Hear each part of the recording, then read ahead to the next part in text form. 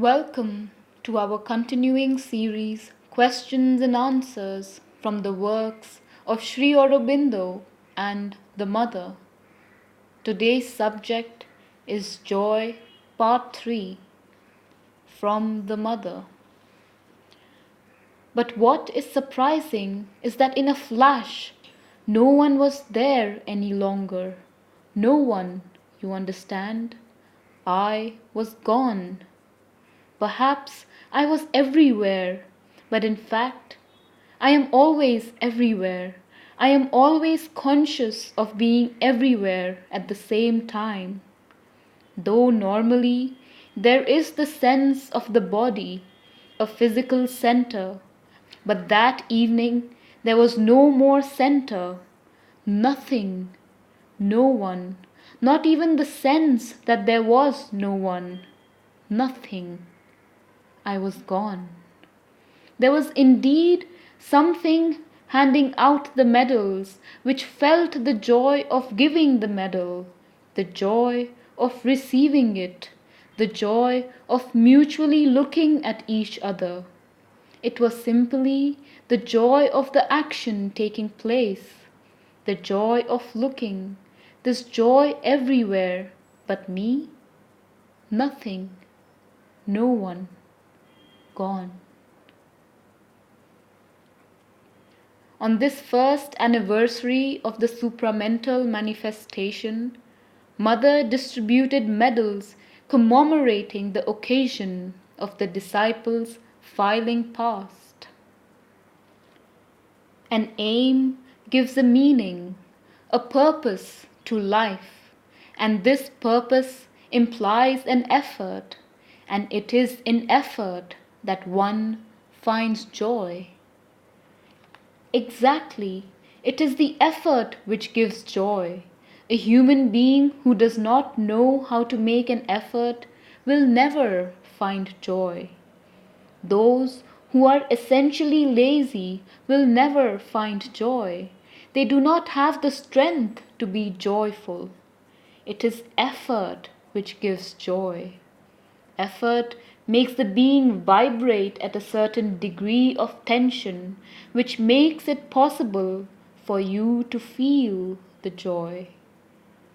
It is only effort, in whatever domain it be, material effort, moral effort, intellectual effort, which creates in the being certain vibrations which enable you to get connected with universal vibrations, and it is this which gives joy.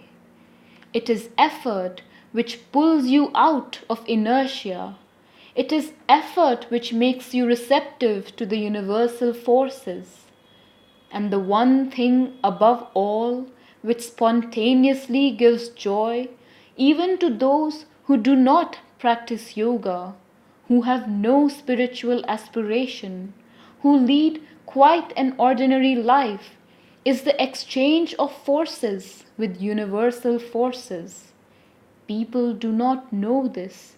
They would not be able to tell you that it is due to this. But so it is. There are people who are just like beautiful animals. All their movements are harmonious.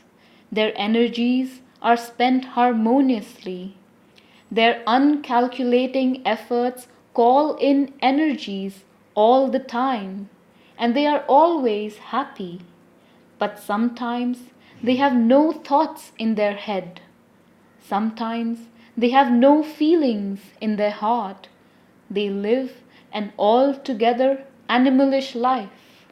I have known people like that, beautiful animals. They were handsome, their gestures were harmonious, their forces quite balanced, and they spent without reckoning and received without measure. They were in harmony with the material universal forces, and they lived in joy. They could not perhaps have told you that they were happy. Joy with them was so spontaneous that it was natural. and they would have been still less able to tell you why, for their intelligence was not very developed. I have known such people who were capable of making the necessary effort, not a prudent and calculated effort, but a spontaneous one, in no matter what field, material, vital, intellectual, etc. And in this effort there was always joy. For example, a man sits down to write a book.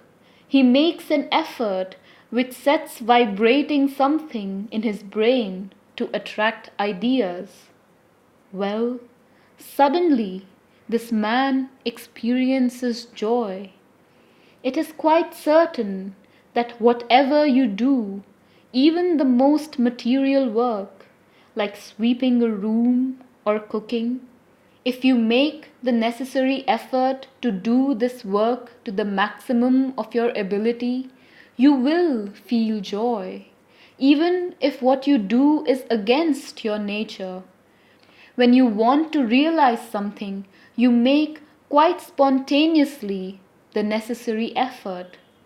This concentrates your energies on the thing to be realized, and that gives a meaning to your life.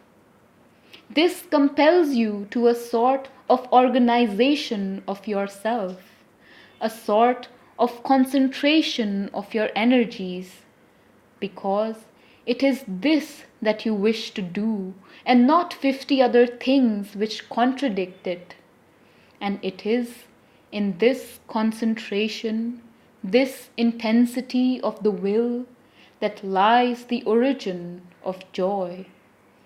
This gives you the power to receive energies in exchange for those you spend.